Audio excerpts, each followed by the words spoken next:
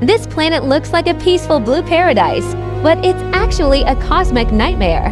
Meet HD 189733b. It gets its stunning blue color not from oceans, but from an atmosphere choked with silicate, because it's trapped right next to its star. Temperatures reaches scorching 2,000 degrees, melting the silicate into literal liquid glass. And it gets worse.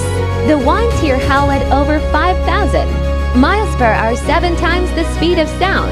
This means it doesn't rain down here, it rains sideways, whipping millions of glass shards through the air. If you stood on this world, you'd be shredded to pieces in a millisecond. Hit follow for day 8 because space only gets deadlier.